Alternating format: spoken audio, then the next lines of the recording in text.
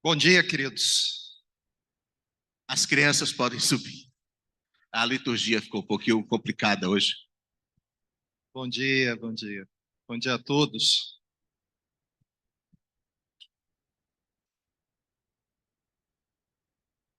Eu queria ler com vocês um texto, inclusive um dos versículos foi citado aqui pela Laís, sobre um homem de Deus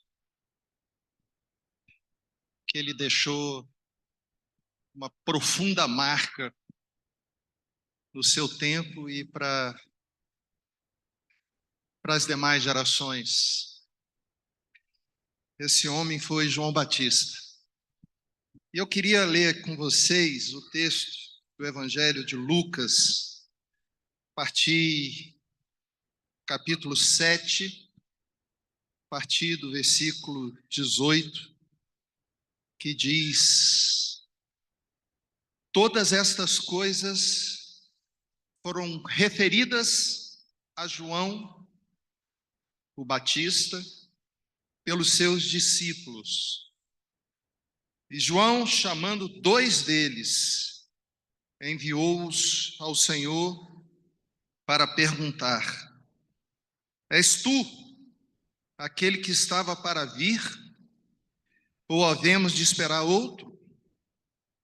Quando os homens chegaram junto dele, disseram: João Batista enviou-nos para te perguntar: És tu aquele que estava para vir, ou esperaremos outro? Naquela mesma hora, curou Jesus muitos de moléstias, de flagelos e de espíritos malignos, e deu vista a muitos cegos. Então Jesus lhes respondeu: Ide e anunciai a João o que vistes e ouvistes.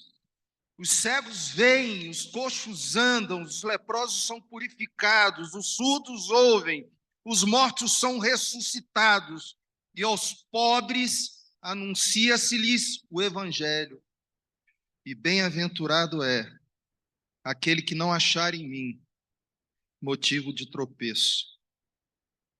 Tendo-se retirado os mensageiros, passou Jesus a dizer ao povo a respeito de João: Que saístes a ver no deserto? Um caniço agitado pelo vento? Que saístes a ver? Um homem vestido de roupas finas? Os que se vestem bem e vivem no luxo assistem nos palácios dos reis. Sim, que saístes a ver? Um profeta? Sim, eu vos digo, e muito mais que profeta. Este é aquele de quem está escrito na profecia de Isaías: Eis, aí envio diante da tua face o meu mensageiro, o qual preparará o teu caminho diante de ti. Eu vos digo, entre os nascidos de mulher, ninguém é maior do que João, mas o menor no reino de Deus é maior do que ele. Por que nós somos maiores do que João? Porque nós somos herdeiros de todo um legado do reino que foi instaurado por Jesus, e João não foi. No entanto, muitos poucos homens e mulheres pisaram nessa terra, tiveram uma vida de uma profunda e íntima comunhão com o Senhor, que se entregaram, que se renderam ao chamado de Deus e que o serviram de uma forma tão voluntária. João Batista foi um homem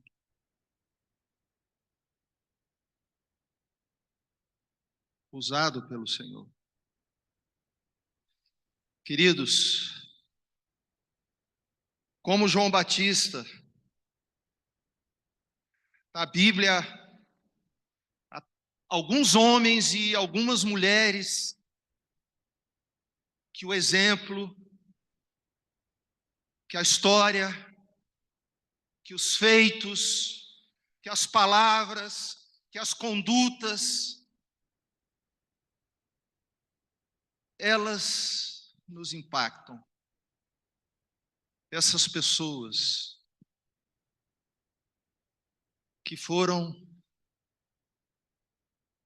tão dedicadas, tão devotadas a Deus, ao reino de Deus. Pessoas que nos constrangem, pessoas que o exemplo da vida delas nos cativam, nos confrontam, homens e mulheres que se dedicaram ao reino de Deus e que nos chamam, o exemplo da vida delas nos convoca a esse compromisso radical e a esse serviço total ao Senhor Jesus e ao seu reino. Pessoas que nós poderíamos nos espelhar nelas. Pessoas que tornaram-se, algumas delas, heróis da fé. Pessoas que a gente precisa seguir o exemplo, imitá-las, andar nos passos que elas andaram. Quem aqui, queridos, não queria ser chamado de um homem ou uma mulher segundo o coração de Deus, como foi Davi? Quem aqui não queria ser usado pelo Senhor com atos poderosos, milagrosos, incomuns, para tocar nas vidas, para libertar endemoniados, para curar enfermos, para libertar cativos? Quem aqui, queridos, não queria ter uma palavra poderosa, sábia, conhecimento, a intrepidez, o ministério, por exemplo, do apóstolo Paulo? Nós olhamos para esses homens de Deus e a vida desses homens de Deus tem que tocar no nosso coração e tem que nos confrontar. Mas eu pergunto, quem aqui queria ou gostaria de ser como João Batista? Um homem que foi viver no deserto, na solidão do deserto, um ambiente árido, inóspito, um ambiente difícil, um homem que renunciou a tudo. João Batista era filho de Isabel, uma descendente de Arão. João Batista era filho de Zacarias, um sacerdote. Ele poderia muito bem ter uma projeção na carreira sacerdotal no templo de Jerusalém, usufruindo do glamour, usufruindo das benesses daqueles do seu tempo, dos religiosos do seu tempo. Mas João Batista, ele renuncia a tudo, aos privilégios.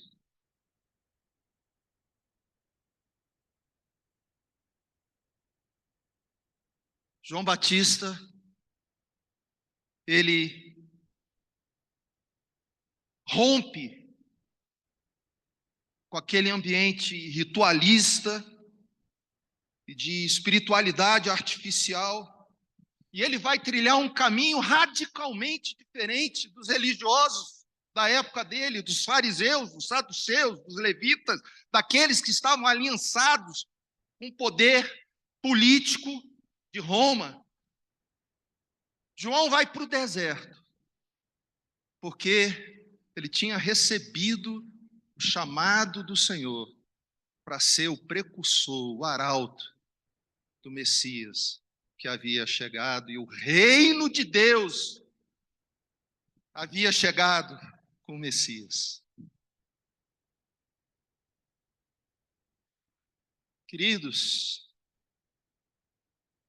quem é que está disposto a vestir peles de animal, se alimentar de gafanhotos, deixar de constituir uma família, de ter uma profissão? Quem é? Qual de nós estaria disposto a viver um estilo de vida simples, despojado, como foi João Batista? O homem que possivelmente se tornou órfão de pai e mãe ainda na infância. Viveu na solidão do deserto. Ali ele pregou, ali ele batizou, ali ele anunciou a chegada do Messias. Uma coisa muito interessante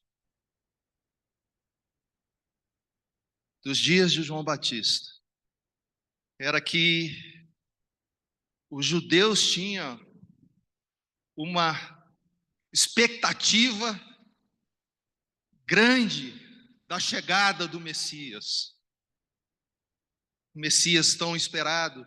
E o Messias seria aquele que iria libertar a nação de Israel da opressão do Império Romano. O Messias, para muitos, seria aquele que iria restaurar a glória do reino de Davi, trazendo paz, trazendo prosperidade à terra de Israel.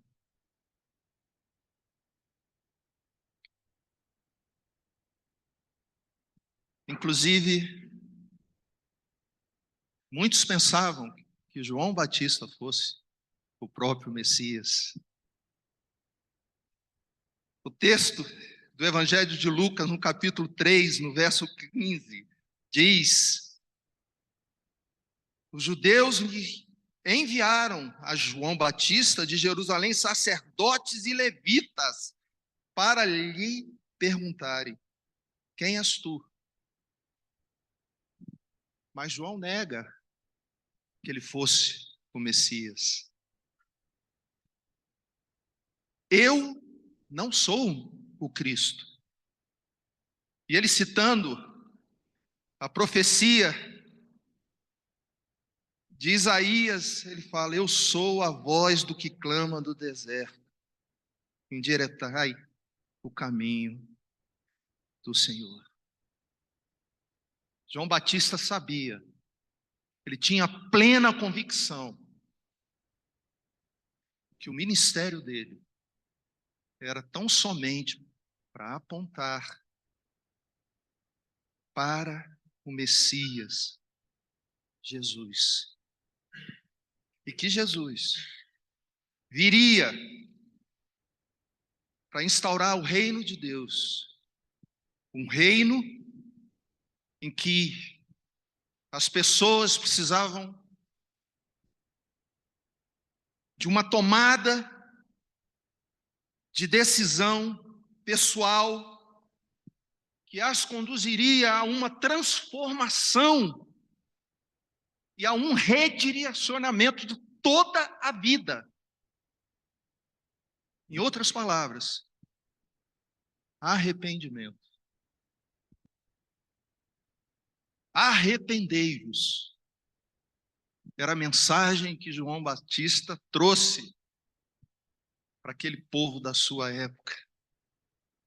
Ele sabia que a necessidade daqueles corações, daquelas almas vazias e daqueles espíritos famintos era o encontro com Jesus. Porque Jesus é o rei de um reino que traz salvação e traz juízo. Salvação e juízo. Salvação aos que a ele se sujeitassem e juízo àqueles que o rejeitassem, o recusassem. Por isso que João Batista falou o relato de Lucas 3, 7 a 9. Dizia ele, referindo-se a João Batista, pois as multidões que saíam para serem batizadas. Palavras de João Batista: raça de víboras, quem vos induziu a fugir da ira vindoura? Produzi, pois, frutos dignos de arrependimento, e não comeceis a dizer entre vós mesmos: temos por pai a Abraão, porque eu vos afirmo que dessas pedras Deus pode suscitar filhos a Abraão. Também já está posto machado à raiz das árvores. Toda árvore, pois, que não produz bom fruto, é cortada e lançada ao fogo. O homem deveria se arrepender, se render ao senhorio de Jesus, reformular toda a sua caminhada, toda a sua vida, na vontade, nos propósitos de Deus.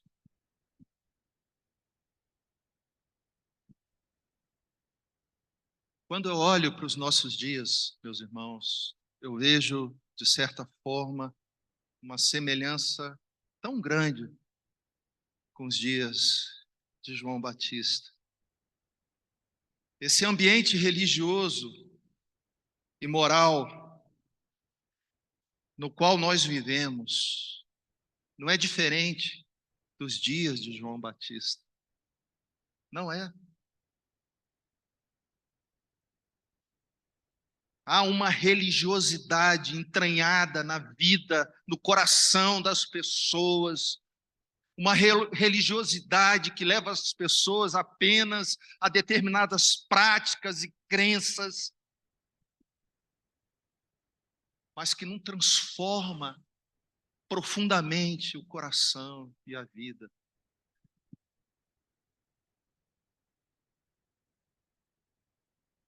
Nós vivemos em dias em que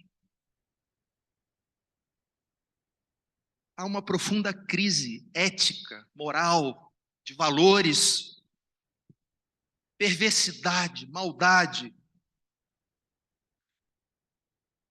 As pessoas não creem mais no certo e no errado. As pessoas se tornaram donas da sua própria vida, do seu próprio destino, do seu próprio nariz. Como diz o título da letra de um cantor popular já falecido, vivem como se não se houvesse um amanhã. E um dos maiores paradoxos dos dias em que vivemos é que nessa sociedade, ao mesmo tempo em que as pessoas desprezam a fé cristã, os ensinamentos, os valores, as tradições e as expressões da espiritualidade da fé cristã, ao mesmo tempo em que essa sociedade chamada, denominada de pós-moderna, virou as costas para Deus, nós temos um ressurgimento do misticismo e do paganismo. Não era diferente na época de João Batista.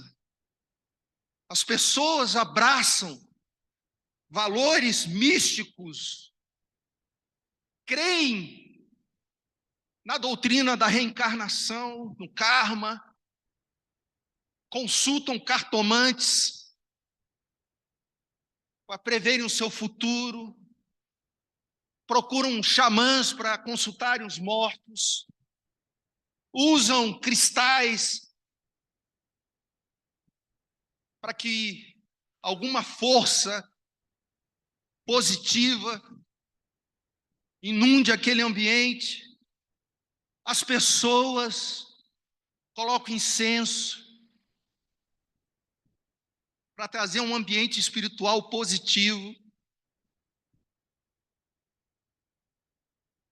Uma série de práticas pagãs e místicas que sempre existiram. Mas o coração intocado e o vazio existencial cada vez maior.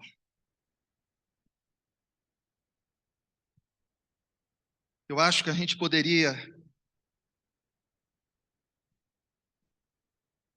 definir ou trazer um lema para a vida de muitas pessoas dos nossos dias. Eu inventei isso. Não só de ceticismo viverá um homem, mas de toda religiosidade que prometa suprir as carências da alma. Por que eu estou falando tudo isso, queridos? Porque não basta, meus irmãos, nós sermos apenas fiéis às tradições e às práticas cristãs, pertencermos a um grupo cristão, seguirmos determinadas normas morais, se a nossa espiritualidade ela não for determinada por uma autêntica comunhão pessoal, genuína com o Senhor Jesus. Nós seremos religiosos da mesma forma como as pessoas lá fora, pertencendo a um grupo, professando palavras, fazendo determinadas coisas. Mas nós precisamos, queridos, de uma comunhão, de um relacionamento pessoal, personalíssimo com Jesus. Você vai se enganar. É o auto-engano. Se você pensar que apenas participar de um grupo, dessa congregação, por exemplo, afirmar o que aqui se afirma,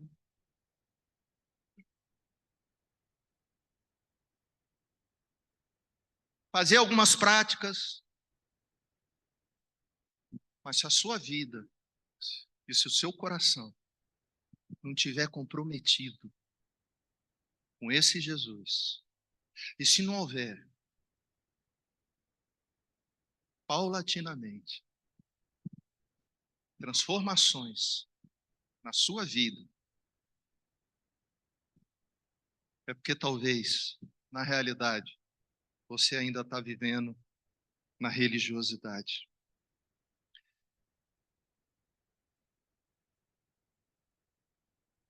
João é um referencial, um exemplo a ser imitado.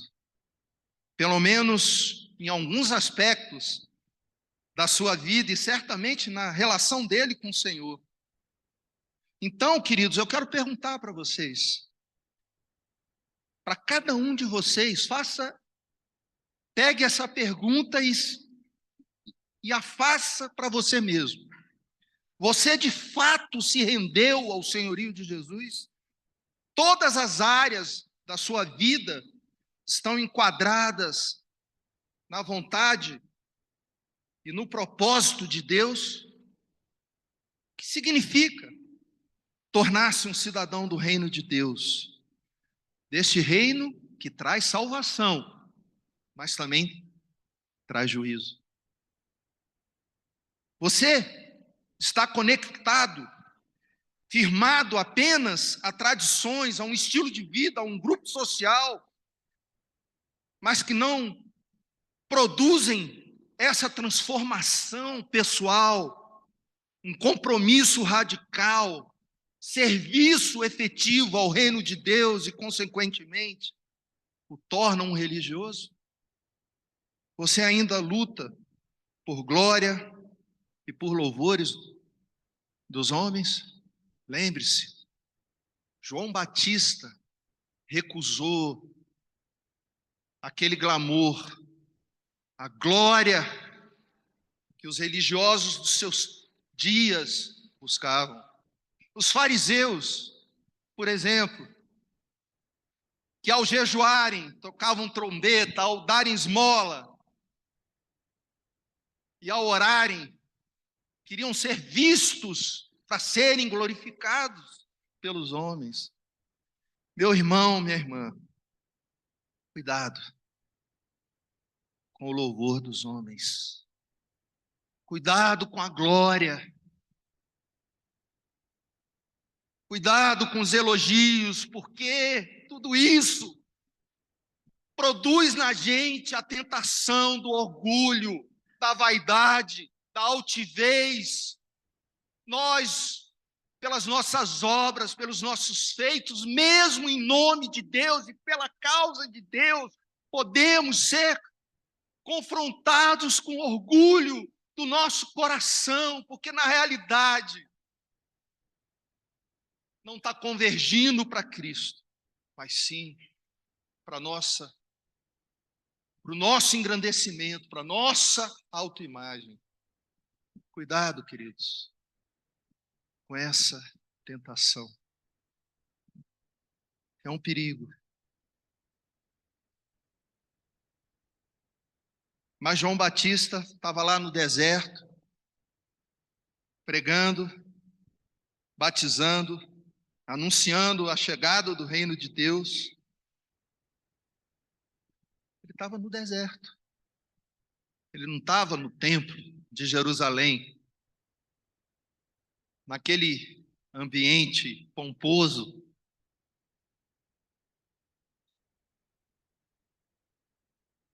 João estava no deserto. E é muito interessante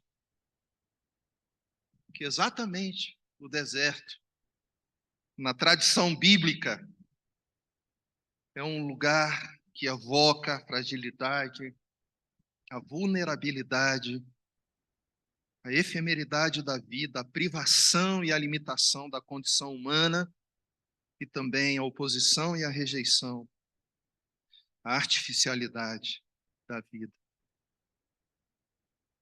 É por isso que o deserto, nas Escrituras, ele tem um significado tão especial, meus irmãos, porque é no deserto, é nessa experiência da solidão, é nessa experiência de você não ter os apoios da vida, é nessa experiência em que lá, sem pessoas ao seu redor, você vai se esvaziar, se despojar, se desintoxicar de todos esses estímulos externos, e você vai estar na presença do Senhor, face a face com Ele. É por isso que nós precisamos dessa experiência do deserto. Muitas vezes, o Senhor nos permite enfrentá-las, passar pelos desertos, porque ali Ele quer falar conosco. Aqui, é ali que Ele quer tocar no nosso coração. Então, irmãos, não tenham medo do deserto. O que a gente deve pedir é sabedoria e discernimento para que a gente possa enfrentar os desertos da nossa vida e ali nós termos uma experiência com o nosso Deus. O povo de Israel passou 40 anos no deserto após sair da escravidão do Egito, onde ficaram 420 anos. 40 anos no deserto, para que pudessem ir para a terra prometida, para Canaã. Meus irmãos, corações foram revelados. Quanta rebeldia, quanta murmuração, quanta incredulidade desses homens e mulheres ao longo desses 40 anos. Mas também, ali foi revelado quem era o Deus deles. O poder de Deus, a natureza desse Deus, o caráter desse Deus, os atributos desse Deus. É por isso que nós vemos tantos momentos na história do Antigo Testamento, homens tiveram encontros com Deus no deserto. E Jesus, depois de jejuar, ser batizado, é conduzido pelo Espírito ao deserto para ser tentado.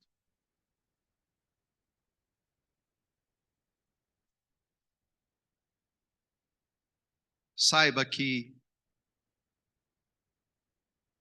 se você está enfrentando um deserto na sua vida, é porque o Senhor quer ter um encontro contigo.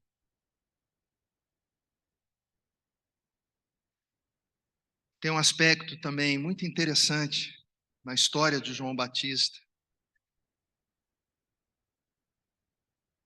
que é a incompreensão que os religiosos tinham, tanto da pessoa dele, quanto do ministério dele. Eu fico imaginando aqueles fariseus, mestres da lei, homens que supostamente tinham uma conexão com Deus, mas que não compreenderam que João Batista era um enviado do Senhor.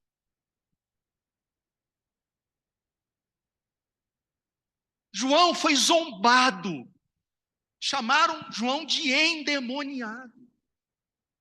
Ele foi rejeitado pelos religiosos do seu tempo, por causa do seu estilo de vida, por causa da sua palavra, por ser aquele que estava anunciando a chegada do Messias e do reino de Deus. Queridos, isso nos ensina que a nossa fidelidade a Cristo poderá nos colocar em situações que envolvam conflitos, polêmicas, contrariedades, perseguições, sofrimento e até mesmo a morte. Porque o discípulo de Jesus é aquele que está constantemente em conflito, em colisão com esse mundo sem Deus. E a verdade do Evangelho, ela vai confrontar todos os valores e práticas opostas à vontade e à verdade de Deus. E se nós a abraçamos, nós inevitavelmente nos colocaremos em conflito com esse mundo. Nós seremos questionados, confrontados, rejeitados e até mesmo perseguidos. Não foi o que ocorreu com João Batista? Não foi o que ocorreu com Jesus? Não foi o que ocorreu com os apóstolos? Estevão foi morto. Tiago, o próprio João, foi preso. Estava aqui preso. E por causa da iniquidade daquele rei Herodes, numa festa de seu aniversário, foi decapitado. Então, meus irmãos, nós, à semelhança de João Batista, Jesus e tantos outros, seremos incompreendidos, rejeitados e perseguidos se nós nos posicionarmos e se nós formos fiéis ao Senhor. João se posicionou, ele confrontou o rei Herodes, porque Herodes estava amaziado com a esposa do seu irmão Filipe. João foi lá e falou: olha, Herodes, isso é adultério. O que aconteceu com João Batista? Foi preso e depois morto.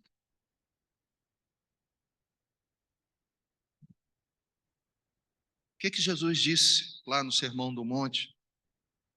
Mateus capítulo 5, versos 10 a 12. Bem-aventurados os perseguidos por causa da justiça, porque deles é o reino dos céus. Bem-aventurados sois quando por minha causa vos injuriarem e vos perseguirem, e mentindo disserem todo mal contra vós. Regozijai-vos e exultai, porque é grande o vosso galardão nos céus. Pois assim perseguiram aos profetas que viveram antes de vós. Bem-aventurados aqueles que são afrontados, rejeitados, perseguidos e mortos por causa do nome de Jesus. Qual é o nível do seu comprometimento com Deus e o seu reino? O seu compromisso com Jesus está acima de qualquer proposta sedutora desse mundo e acima de qualquer pressão. Você está disposto a pagar o alto preço pela fidelidade ao Senhor, mesmo que lhe custe a rejeição dos homens? E o seu testemunho? Apenas palavras que animam, que motivam, que alegram, que consolam? Ou são palavras que confrontam, que incomodam, que produzem desconforto na vida das pessoas que te ouvem? Como é o seu testemunho? É só para massagear o ego? Ou você é como João Batista, que exorta, que repreende, em amor, sim, que confronta o pecado, a maldade, a iniquidade? Queridos, João Batista se tornou um dos homens mais populares do seu tempo. Eu acho isso interessante, eu acho isso fantástico. Aquele cara, aparência de lunático, maltrapilho aos olhos do mundo, mas ele tinha uma palavra que era poderosa, que era ungida. Ele tinha uma vida que era diferente. Mas apesar dessa popularidade, desse sucesso, João, ele não se orgulhou. Ele até afirmou que não era digno de desatar as correias das sandálias de Jesus e que se regozijava, se alegrava com a presença do noivo. E aquela palavra clássica de João que quantas vezes a gente já não proferiu? Convém que ele cresça e que eu diminua. Quantas vezes eu já não usei essas palavras nas minhas orações? Senhor, convém que tu cresça e que eu diminua.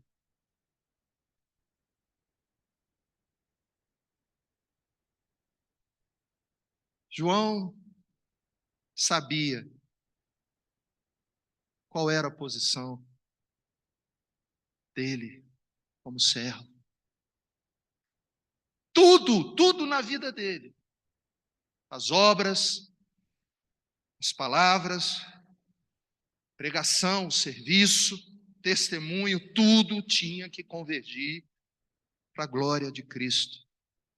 E ele sabia que possivelmente chegaria um dia em que ele iria para o anonimato.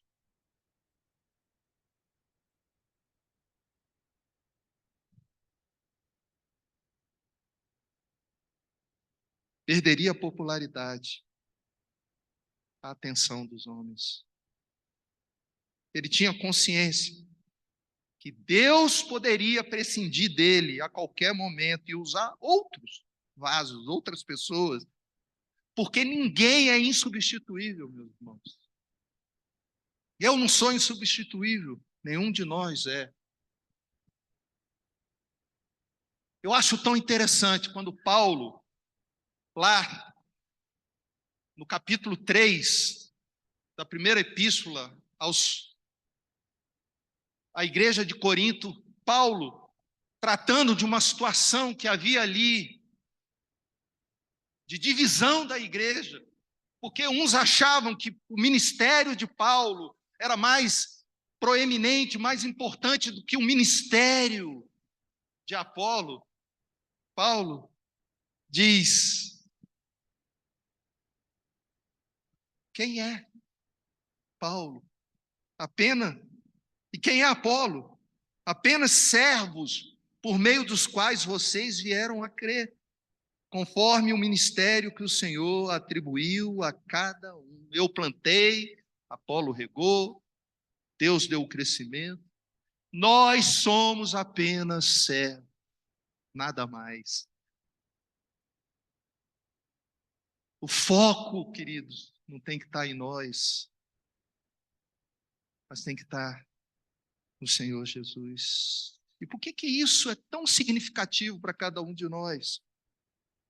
Porque nós sempre somos desafiados pelo orgulho.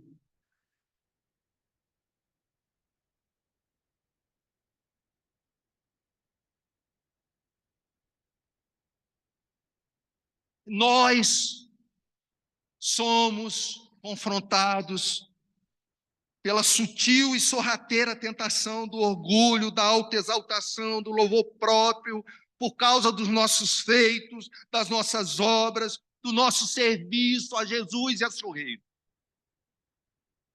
Por isso nós precisamos aprender que sempre que um servo é diminuído aos seus próprios olhos e aos olhos dos outros homens, é que o orgulho do seu coração pode ser revelado.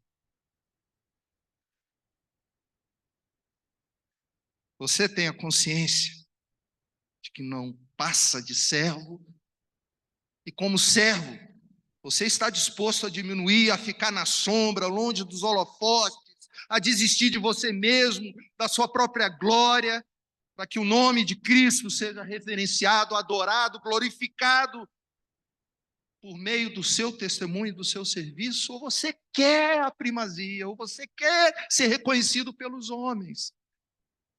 Você se considera importante, insubstituível, imprescindível? Ou está disposto a abraçar o caminho do anonimato, da insignificância, a ficar nos bastidores, sabendo também que o outro, um outro qualquer, um dia pode assumir o seu lugar e que você vai parar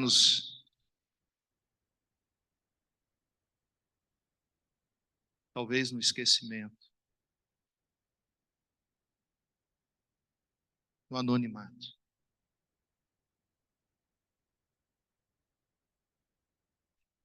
E por fim, para eu concluir, um outro aspecto que nós lemos desse texto de Lucas 7 que me impressiona bastante, é quando João Batista envia 2 de seus discípulos para procurarem Jesus e para perguntarem para Jesus se ele, Jesus, era o Messias. Mas peraí, não foi João Batista que batizou Jesus? Não foi ele que ouviu aquela voz vinda do céu dizendo: este é o meu filho amado, em quem eu me comprazo? Não foi esse João que testemunhou tudo isso, que fez parte disso, mas agora João, naquela prisão, enclausurado ali, e talvez prevendo a proximidade da sua morte, ele entra numa profunda crise de fé. Queridos irmãos,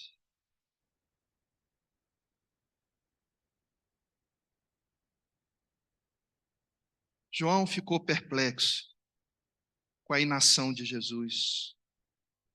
João tinha a expectativa que seria libertado daquela prisão, que o Messias iria livrá-lo, mas ele não foi liberto.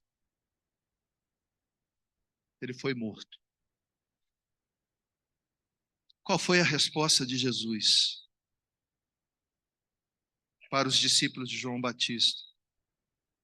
Lucas 7, 21 a 23 diz que Jesus, após curar muitos de moléstias e de flagelos e de espíritos malignos e dar vista a muitos cegos, afirma: diga-lhes que os cegos veem, os coxos andam, os leprosos são purificados, os surdos ouvem, os mortos são ressuscitados.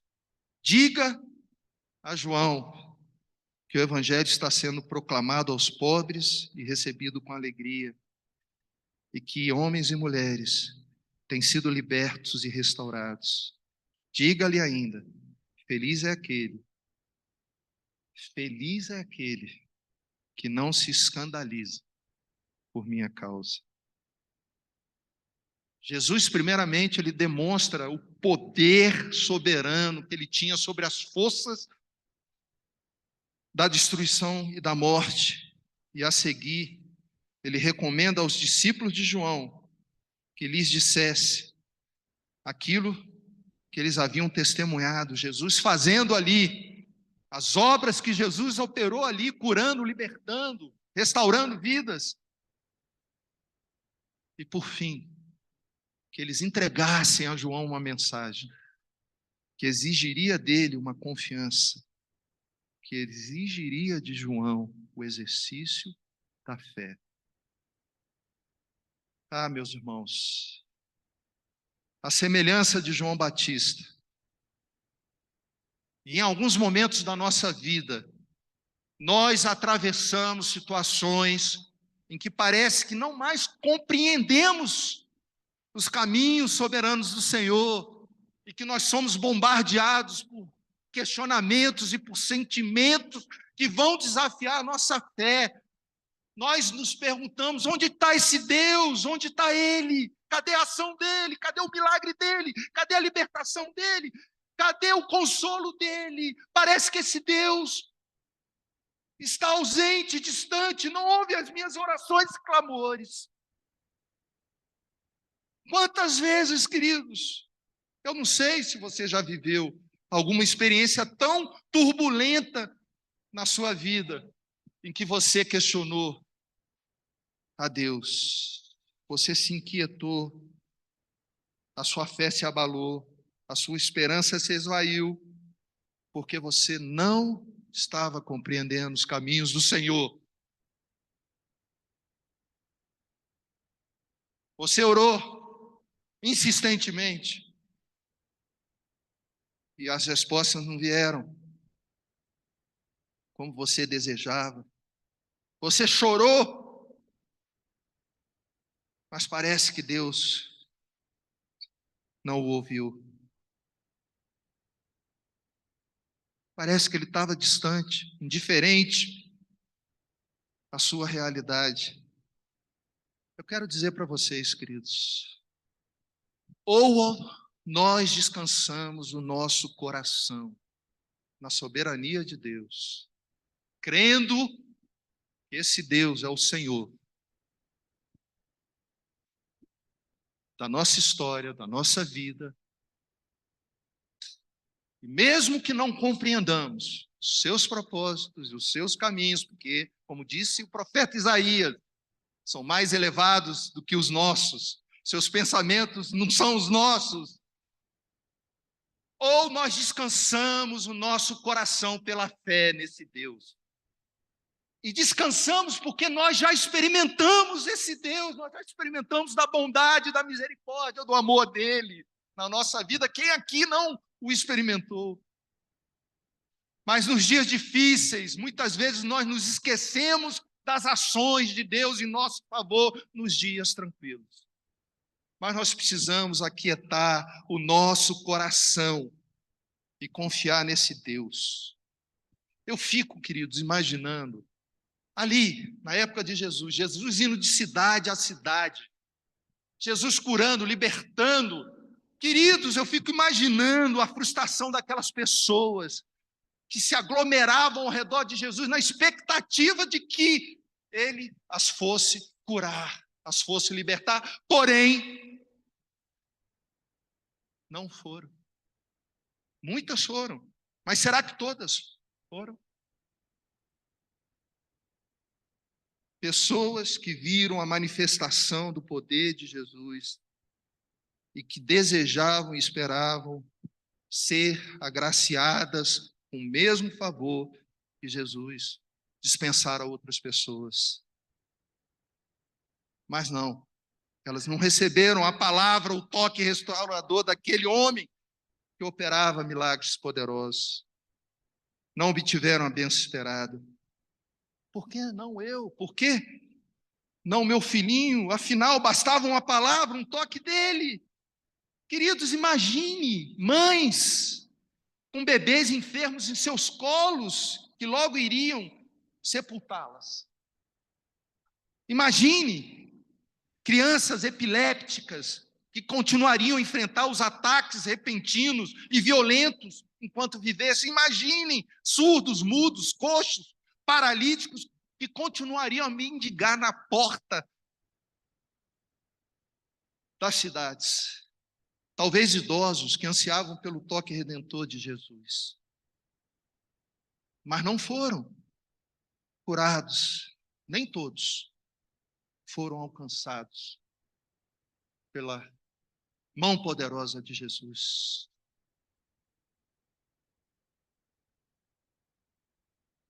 Deus não faz a vida funcionar necessariamente da forma como nós queremos, esperamos e sonhamos. Meus irmãos, não se iluda. Tem uma frase de um autor que ele diz: precisamos conhecer o nosso Senhor pela fé, ou não o conheceremos de jeito nenhum. Em outras palavras, ou nós caminhamos com Deus pela fé, ou nós vamos nos decepcionar. Porque nem todas as suas orações vão ser respondidas. Nem todas as nossas expectativas vão ser satisfeitas. Nem todas as nossas perguntas nos momentos de dor, de sofrimento, de angústia, de alma serão respondidas. Ou cremos que por detrás dos acontecimentos há sempre a sua mão soberana, ou nós seremos massacrados pela incredulidade, pela angústia e pela frustração. Todas as coisas cooperam para o bem daqueles que amam a Deus e foram chamados segundo o seu propósito. Você crê nisso? Você crê nisso? João foi provado. Você também será provado. Da mesma forma que o fogo do cadinho aceso purifica o ouro e a prata, os dias difíceis é para purificar o seu coração, o meu coração. Eu acho tão interessante que João, ele foi parar numa prisão e cruelmente morto.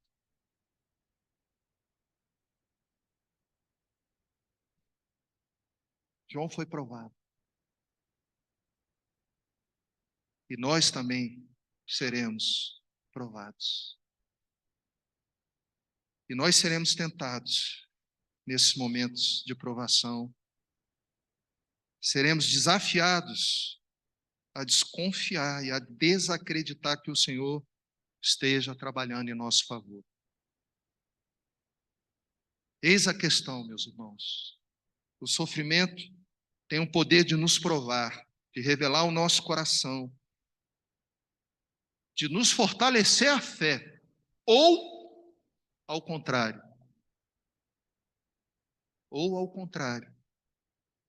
de causar desânimo, esmorecimento da fé, incredulidade, ceticismo. E assim a gente se distanciar do Senhor. Como nós precisamos buscar a face desse Deus, nos fortalecermos na comunhão com Ele, porque os dias difíceis um dia se apresentarão. Jesus disse, e bem-aventurado é aquele que não achar em mim motivo de tropeço, de escândalo. Ele disse aos discípulos, está narrado lá em João 16:1, tenho-vos dito estas coisas, para que não vos escandalizeis. Por que Jesus afirmou isso para eles? Porque Jesus sabia que depois que ele fosse preso, que ele fosse crucificado, que os discípulos seriam chacoalhados, abalados da sua fé. Eles caminharam 3 anos com Jesus. Será que tudo aquilo seria perdido? Jesus os alertou.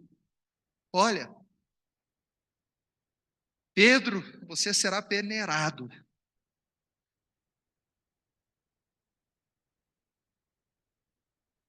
Os discípulos seriam desafiados a desistir de Jesus depois da sua prisão e morte. Mas eles precisavam manter as suas almas nas coisas que Jesus lhes falara com respeito ao seu propósito e reino. Precisariam exercitar fé se quisessem evitar o perigo do tropeço e do afastamento de Deus. Essa é a palavra para nós, meus irmãos. No último encontro, o Edilson compartilhou algo muito interessante do livro de Atos, no capítulo 3, quando Pedro e João estavam pregando ali na porta do templo e curou aquele coxo. E eles foram presos e foram levados ao tribunal judaico, ao sinédrio. E eles foram, Pedro usou a palavra e ele foi intrépido, corajoso. E não negou o nome de Jesus. Sabia que podia sair dali para a prisão ou até mesmo para a morte. Mas ele teve uma atitude firme por causa da sua fidelidade a Jesus. E é essa expectativa que o Senhor tem a nosso respeito, meus irmãos, de que nós sejamos fiéis a Ele em todo o tempo, independente de nós enfrentarmos ou não as lutas, em meio às lutas, em meio aos dias tranquilos. Eu quero terminar, de fato, dizendo para vocês, como se Jesus chegasse agora no seu ouvido e dissesse: estas coisas tenho dito a você, meu filho, minha filha, para que, a despeito da severidade das minhas exigências, do mistério das minhas ações, da lentidão dos meus métodos, da irracionalidade dos meus silêncios, da permissão dos sofrimentos que você enfrenta, do peso da cruz que você tem que carregar, não fique escandalizado. Aceite e confie nos meus desígnios para a sua vida, mesmo quando o simples confiar pareça ser a mais difícil de todas as decisões. Prossiga me amando, me servindo. Seja fiel a mim e não desista, pois você será um bem-aventurado. Você é um bem-aventurado. E como João Batista, você ouvirá de mim um dia: entre os nascidos de mulher, ninguém é maior do que você, meu filho, minha filha. Amém, queridos.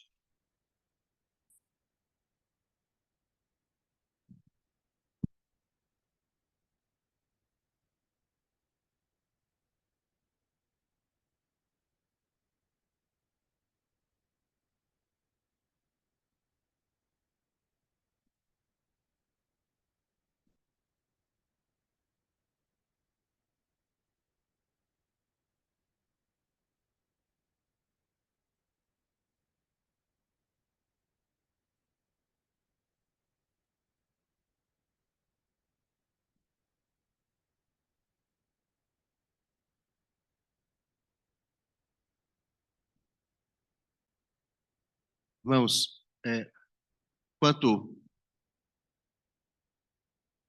os irmãos ali trazem os elementos aqui para a ceia, de tantos aspectos assim fortes, importantes que o Renato trouxe aqui sobre a vida de João Batista e sobre o momento que nós vivemos.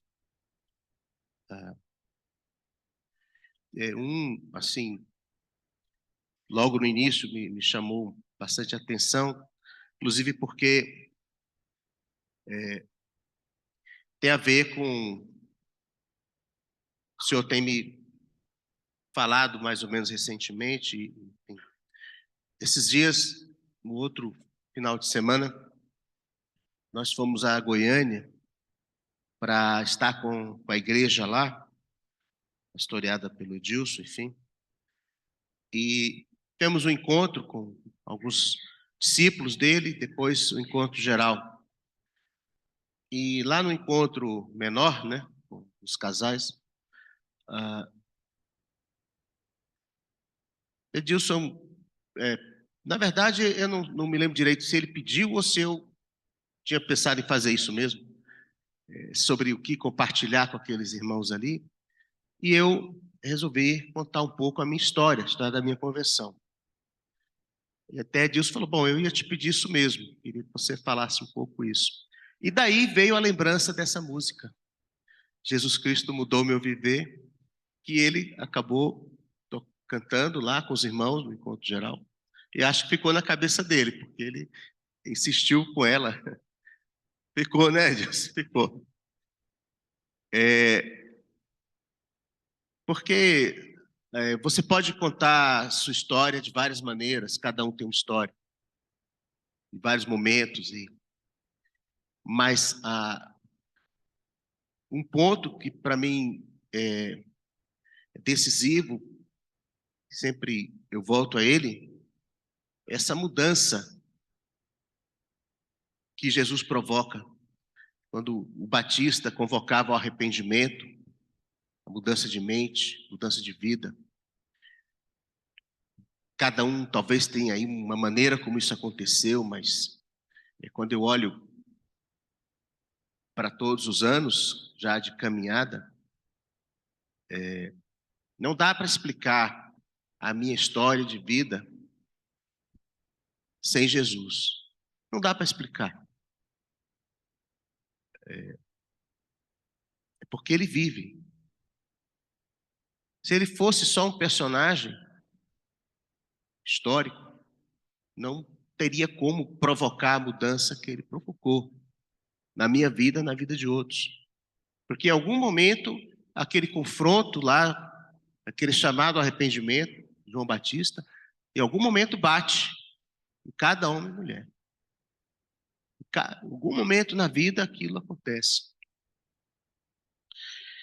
E a propósito, então, desse pensamento também, ao nos prepararmos aqui para repartirmos a ceia, fiquei lembrando de uma palavra que na verdade, eu preparei para compartilhar na Páscoa e não houve oportunidade, e enfim. Mas é simplesmente uma lembrança que começa com aquele relato da ressurreição, daqueles dias após a ressurreição de Jesus, logo em seguida.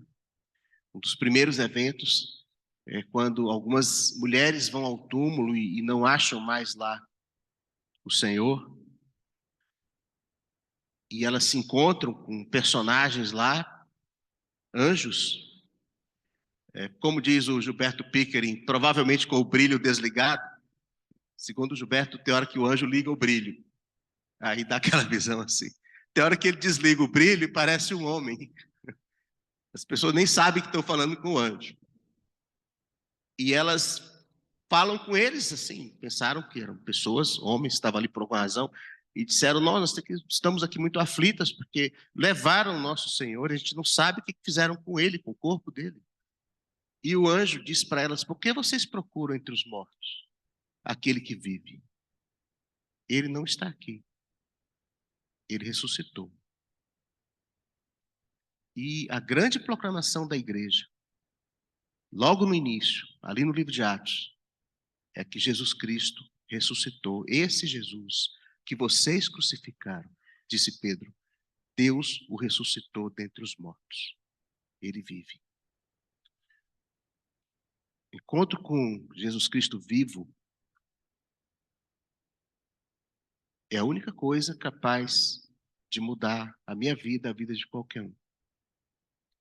É porque ele vive, é que o Evangelho é o poder de Deus, o poder de Deus, para a salvação de todo aquele que crê. Porque ele vive.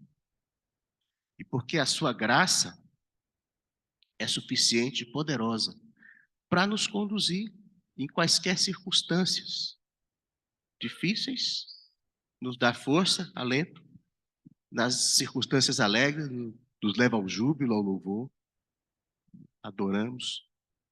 E a celebração da ceia, ela tem esse sentido, entre outros, de nos lembrar da morte, do sacrifício de Jesus. E ele disse, né, façam isso em memória de mim. E ele disse aos discípulos, um dia nós vamos tomar essa ceia juntos, no reino. E a igreja vive na expectativa desse encontro, em que nós vamos repartir a ceia com o Senhor. E até lá, nós proclamamos, nós servimos, nós testemunhamos, nós enfrentamos as dificuldades da nossa geração, porque ele vive. Ele não é uma história. Jesus não é uma história que me contaram quando eu era adolescente e que me encantou, porque eu achei bonita, heróica, poética. Eu ouvi muitas histórias assim, quando era jovem. Nenhuma delas mudou o meu viver. Nenhuma delas me transformou. E queria só lembrar aqui, então, aos irmãos, a instrução que temos da parte do apóstolo,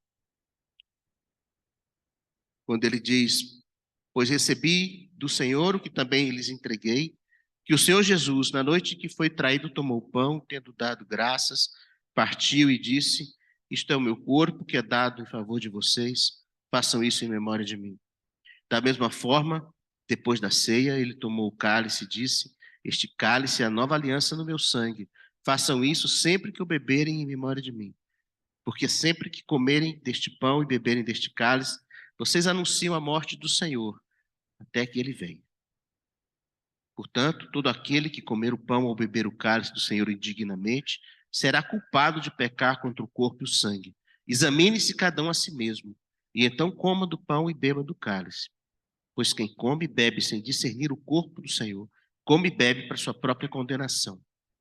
Por isso, há entre vocês muitos fracos e doentes, e vários já dormiram. Mas, se nós tivéssemos o cuidado de examinar a nós mesmos, não receberíamos juízo. Quando, porém, somos julgados pelo Senhor, estamos sendo disciplinados para que não sejamos condenados com o mundo. Nesse pequeno trecho, grandes verdades sobre a vida da igreja. Essa ceia para aqueles que um dia encontraram o Senhor, se arrependeram, desistiram da sua vida independente e se entregaram a Ele. Isso é para os discípulos de Jesus, para quem integra a família de Deus. Quando o apóstolo fala em examinar-se a si mesmo, não está simplesmente ou principalmente dizendo: veja lá se essa semana você não cometeu algum pecado por aí. Não é isso, principalmente, que ele está dizendo. Ele está dizendo: você entende o corpo de Cristo? Você entende a comunhão em Cristo? Esse pertencer ao Senhor, você compreende isso?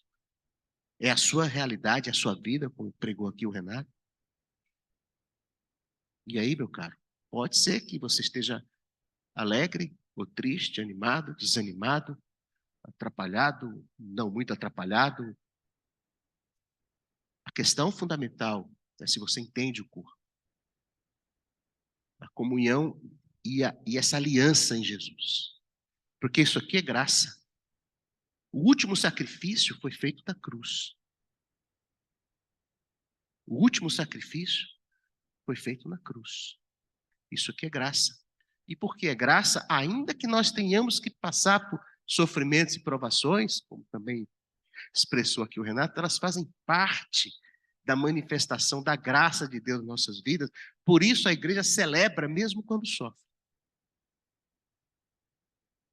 Por isso a igreja se alegra. E quando celebramos a ceia do Senhor, nós temos no coração a proclamação de vitória. Nós não lutamos para vencer. Nós lutamos para sermos incluídos na vitória que Ele já venceu para nós. Para participar disso. Então, quando comemos o pão, participamos do corpo de Cristo. O corpo que Ele entregou na cruz para nos dar vida, nos dar força, energia. No simbolismo do pão que alimenta o corpo, a realidade do corpo de Cristo que nos alimenta a alma e o espírito. Do simbolismo do vinho que alegra, que anima, que faz sorrir, nós encontramos a realidade do sangue de Jesus, vertido e derramado por cada um de nós, para que nós tenhamos vida e vida em abundância, como disse o Senhor. Que nós antecipemos, assim, a festa de celebração no reino. Amém, amados? Nós vamos orar, a consagrar o pão e o vinho, e depois, como é do nosso costume, os irmãos podem vir, se servir. Talvez os que estão aqui à frente possam vir primeiro, apenas por uma questão